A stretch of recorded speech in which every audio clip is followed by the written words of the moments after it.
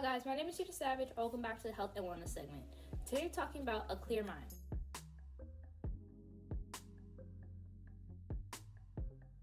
What is a clear mind? A clear mind means to stop worrying or thinking about something.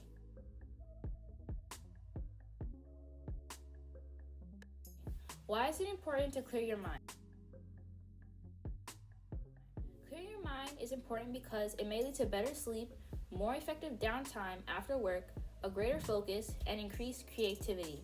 There are many ways to clear your mind, which includes talking to a friend, reading a good book, write down your thoughts, go for a run, and many more. I hope you found this information helpful, and I'll see you later. Bye! Hey Rams, happy Monday and welcome back to Cooper Corner. Today we'll be going into detail about Johns Hopkins University. Johns Hopkins University is a private research university located in Baltimore, Maryland. They have an acceptance rate of 11.2 and a graduation rate of 92.4. Some of their top majors are neuroscience, cellular and molecular biology, public health, chemical engineering, and biomedical engineering. They also have a tuition of $55,350. That's all we have for today's Cooper Corner, and we hope you have an amazing day. Bye.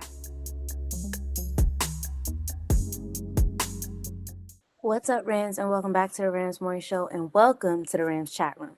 So today, our first guest on the Rams Chat Room will be, my sixth grade counselor at the time, Miss Glenn. Miss Glenn, please introduce yourself and tell us about yourself. Hello, everyone, Rams Chat Room. My name is Mrs. Glenn, and I am now a sixth grade counselor in Charles County Public Schools. I used to work at Samuel Ogle Middle School for years and years and years, and I'm no longer there, but I miss everyone. I am a native of Philadelphia, Pennsylvania. However, I have been living in Maryland for over 30 years. I started off as a teacher, and then I became a school counselor, and I love every minute of it. I love helping my students.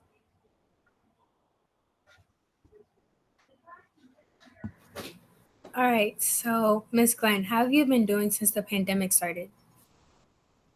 I've been doing okay. At first, it was kind of challenging because we didn't know what was really happening. We heard lots of things out in the news. We heard things that we should be doing, and then we heard that we shouldn't be doing it. So it was a big adjustment, especially in the workplace, because I'm used to, spending time in my office and with my students. And then I had to adjust to the whole virtual learning process. So yeah, it was kind of challenging, but I'm getting used to it now. Hi, Miss Glenn. Thank you so much for being here today. My question is more of a career-based question, I guess. Mm-hmm. And my question is, what leadership skill have you developed that allowed you to stay strong in your position despite the challenges that have been presented to you? Okay. Leadership skills. So you said leadership skill, but when I think of leadership skill, I think of it as plural. I think of leadership skills. And every day in my position as a counselor, I have to use various leadership skills. And I wrote some of them down. So some of them are communication. I have to use empathy on a daily basis. I have to use problem solving. And I also definitely have to use active listening. And I really use active listening to answer the second part of your question, because you asked me about adverse situations or challenging situations. Because when you are using active listening, you have to really let the other person know that you are concentrating on everything that they are saying. You understand what they say. And you also respond to the other person where they know that they are really being heard. So that's where the active listening part comes in. And if you are experiencing an adverse situation, then active listening is definitely the leadership skill to use. You're welcome.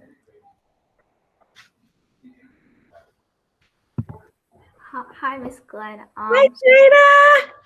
My question is the work you do similar to what you did here at Samuel Oval? It is being a school counselor. So basically, I'm there for when I got to the job, I was an 8th grade counselor. So of course, the same thing. My students, they went on to high school, but then I dropped down to 6th grade again, just like it would be if I was in Senior Oval. So it's the same type of thing. I still do individual counseling sessions. And okay, so I'm gonna talk pre-COVID. So I was still had students come into my office, and I did individual counseling sessions.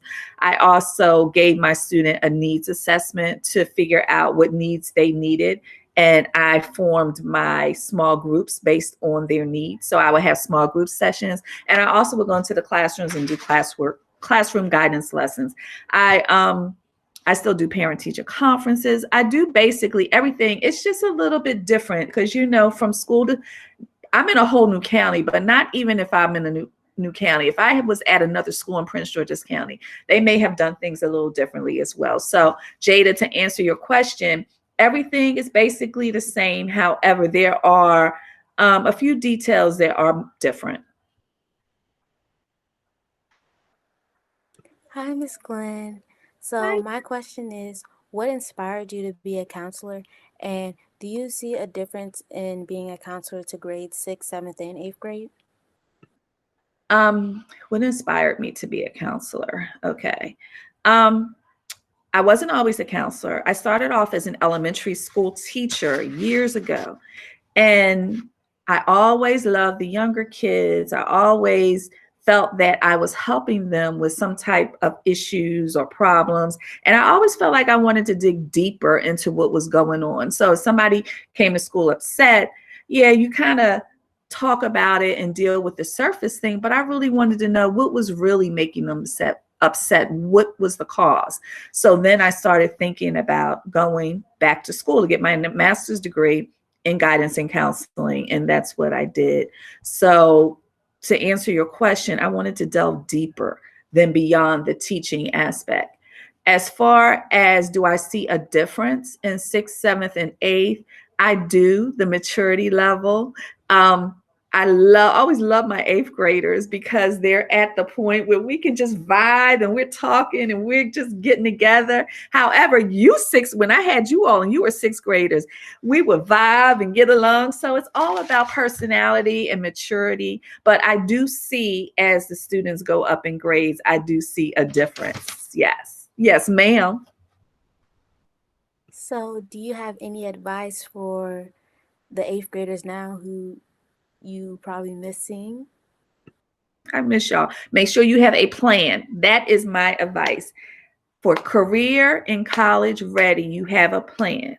And the plan doesn't necessarily have to be college, but you have to have some plan of what you want to do when you leave middle school and the path that you want to take when you are in high school.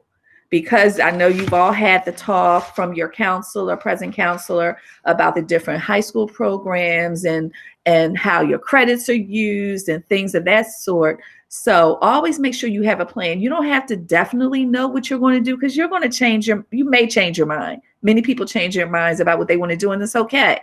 But always have a plan. Think of, what do I want to do?